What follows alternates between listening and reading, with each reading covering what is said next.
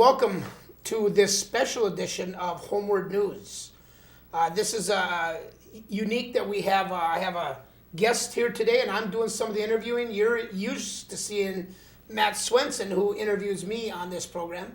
But today I have Angie Eilers with me from Growth and Justice to talk about a very special forum that we have coming up this Wednesday in Brainerd, April 8th at 6:30 at CLC Chalberg Theater. Angie, welcome. Thank you. When I talk about HomeWARD News, that's what my cable program is talked about. So folks back home are familiar with the show HomeWARD News. And Angie, it's a real pleasure to have you here today to talk about Growth and Justice's program called Smart Investments in Minnesota Students. And before I turn over to you, Angie, to talk a little bit about this, I just want my folks at home to know that I was privileged to have the Smart Investments package sent to me. All legislators did receive this. Right. And as I started looking through this, I'm going, it really blew me away. It was unbelievable, comprehensive, researched, well thought out financial and learning plan for that laid out a futuristic vision for all of our children, early childhood, K-12, higher ed. It talks about the funding, it talks about the implementation, it talks about what needs to be in each area. Angie, the folks at Growth and Justice just did a remarkable job on this, and we are excited. So I actually approached Angie and Ellen.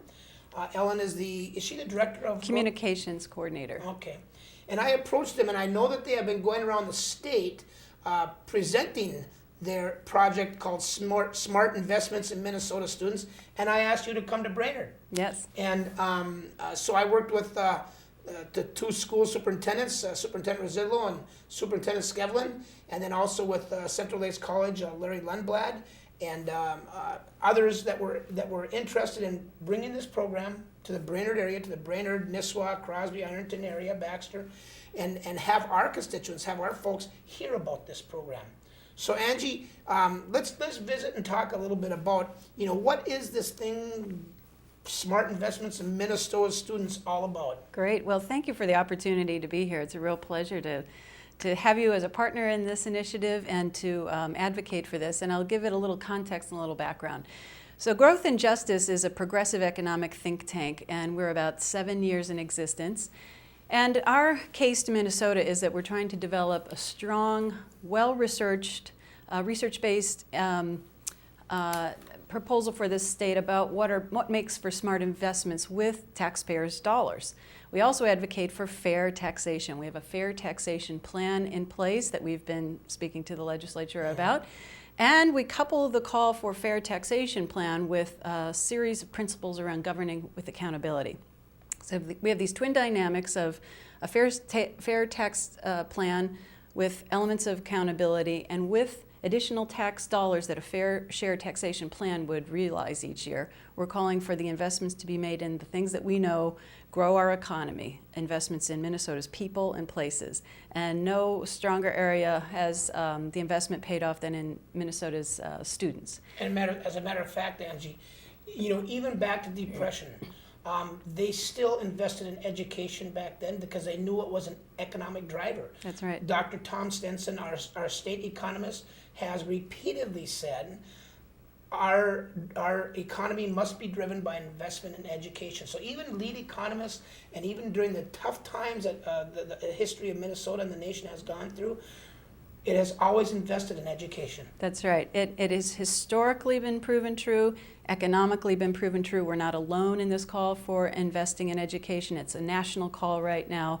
Absolutely. Economists of all stripes would call for investing in what economists would call human capital. We in education call them students. But I, by the way, am the Research and Policy Director at Growth and Justice and have been a part of developing this large 5-point plan about investing in people and places and developing the Fair Share Taxation Plan and the accountability principles, which I'd like to showcase here. They're on our website. This report has just been published, authored primarily by our president, Dane Smith.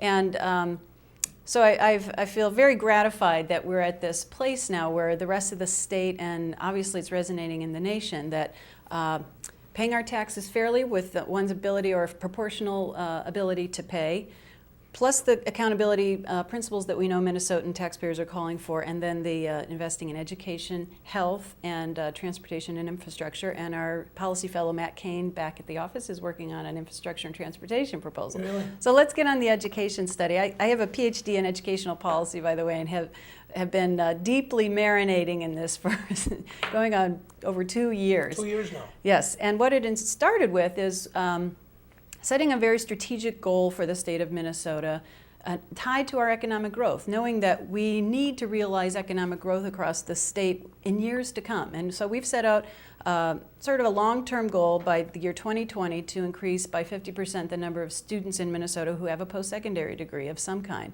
A 1-year or a 2-year or a 4-year degree. Something beyond high school will make a difference for students to make a living wage. That's what our economy calls for, and will increasingly call for more education. So that's the primary goal. That's the primary goal. By 2020, get our students going to post-secondary at a rate of, what did you say? A 50% increase rate? from where we are today. And where are we today? We're at about 50% of those who hold a 2-year or 4-year degree, and that's the cohort from about the age of 25 to 35, which is the cohort that's poised to contribute and add to the economy. So keep in mind, we're an economic think tank, so we're looking for what grows the state's economy most prosperously and most fairly for all Minnesotans, not just growth at the top. Yeah. So education's the way to go. But in order to get to that end goal of a post-secondary attainment, we had to map backwards through the whole continuum all the way to birth. And that to me is what is the greatness of this plan. Let's talk a little bit about that. Thanks. Well, so in order to go to post-secondary school, you have to qualify, your academics have to be there, and you have to be able to afford it. So we look at